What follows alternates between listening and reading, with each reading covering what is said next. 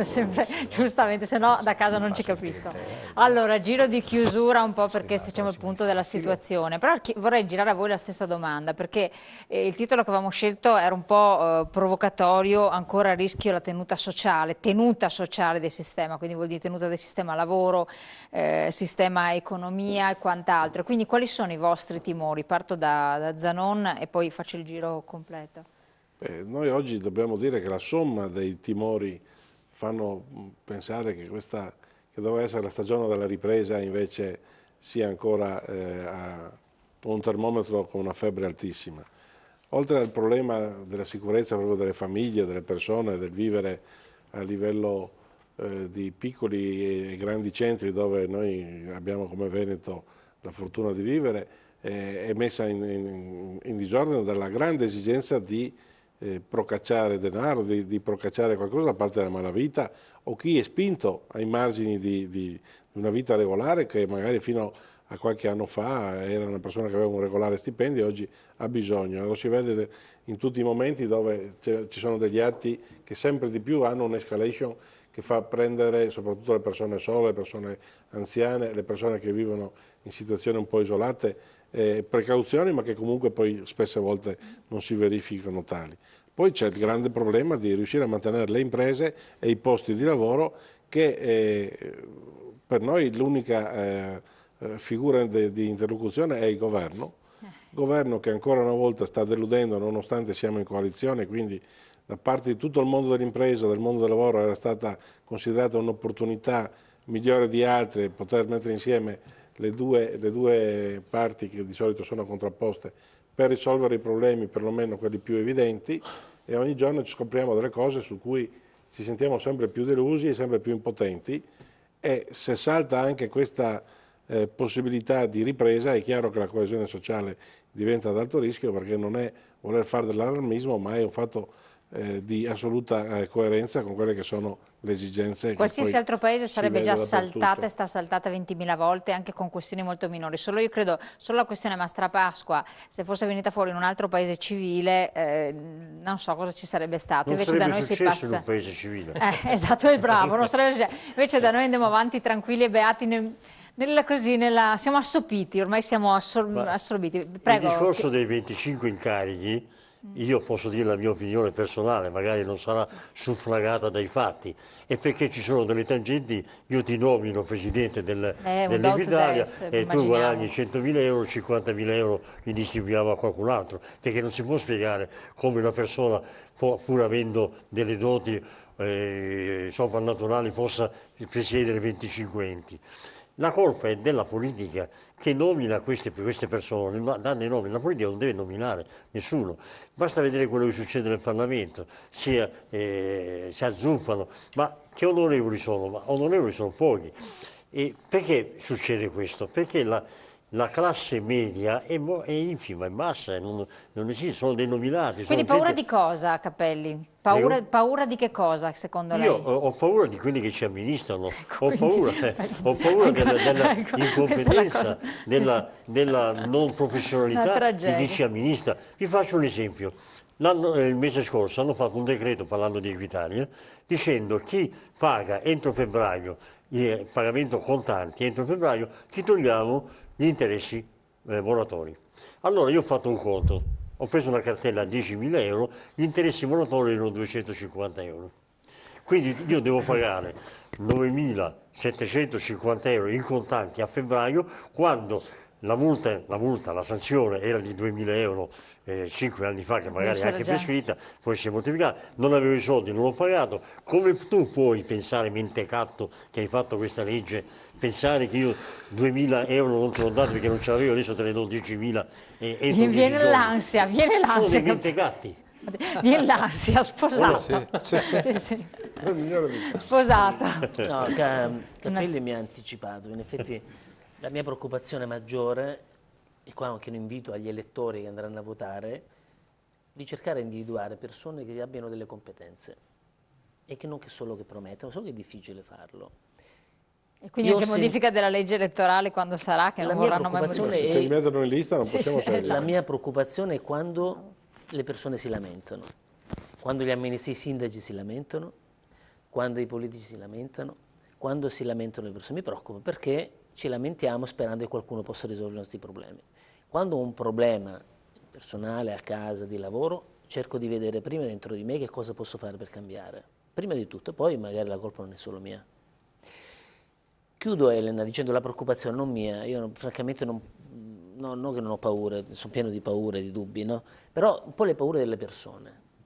Quelle che ho riscontrato sono, a parte quelle più comuni, no? Quelle della morte, quelle delle malattie che speriamo che siano lontani da noi.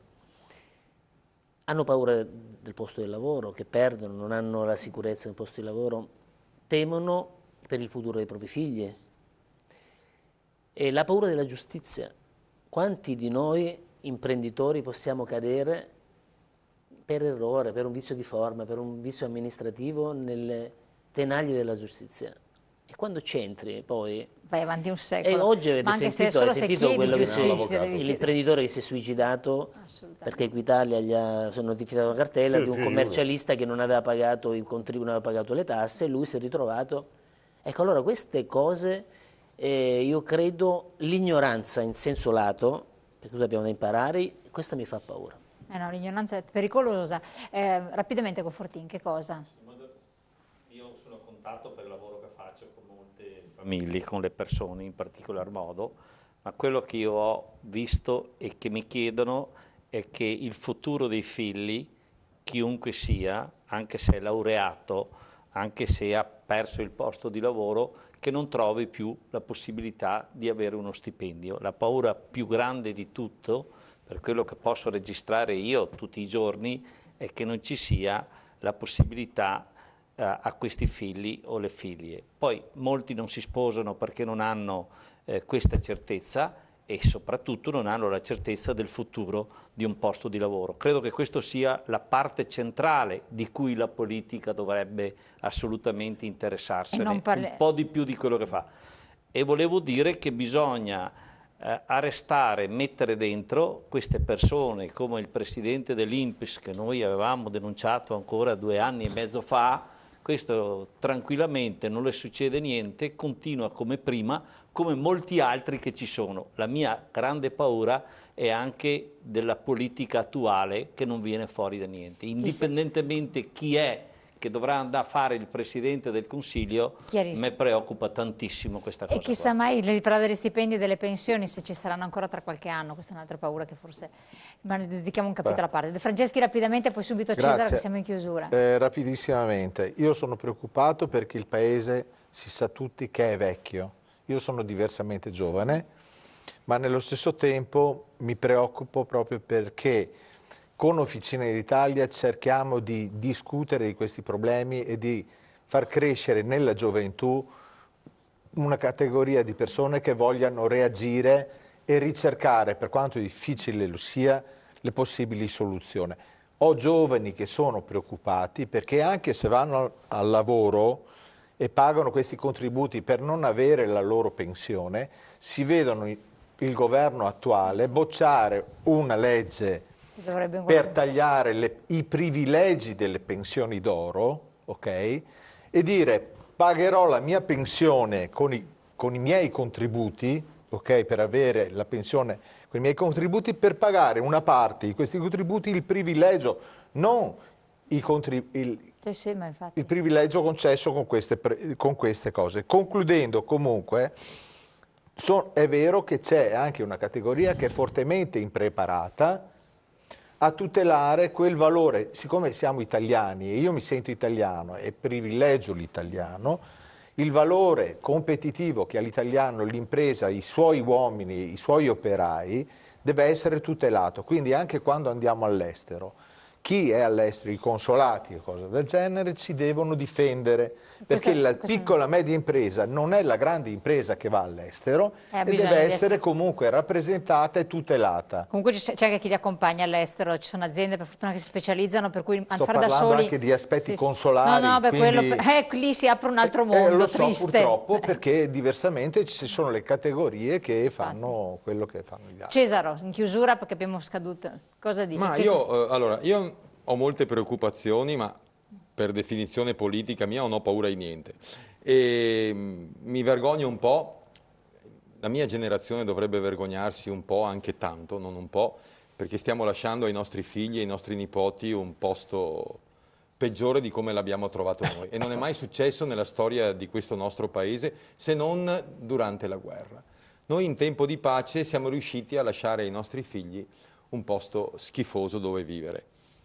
Lei lo sa, io mi impegno quotidianamente, adesso mi sto impegnando qui nella città di Padova per portare un messaggio nuovo, un messaggio un po' così, un po' schietto, non di bisturi ma di coltellaccio, perché serve questo, ormai non si possono più fare le considerazioni sofistiche, purtroppo Manfrini lo sai, e può darsi, non sarà probabile, però può anche darsi che questa lotta non porti una vittoria, però io penso che tanto l'impegno c'è. Chi lotta può perdere, chi non lotta ha già perso. E quindi un impegno, questo è importantissimo. Allora a questo punto noi siamo arrivati al termine, grazie anche a Cesaro, grazie ai nostri ospiti, al nostro pubblico attivo, a voi telespettatori che ci avete seguito, e quindi ricordiamo domani naturalmente vi aspettiamo in diretta alle 12:40, parleremo tra l'altro del problema Equitalia, quindi riaffronteremo un altro tema e poi naturalmente ritorniamo insieme con la nostra diretta come sempre martedì prossimo per i temi di attualità.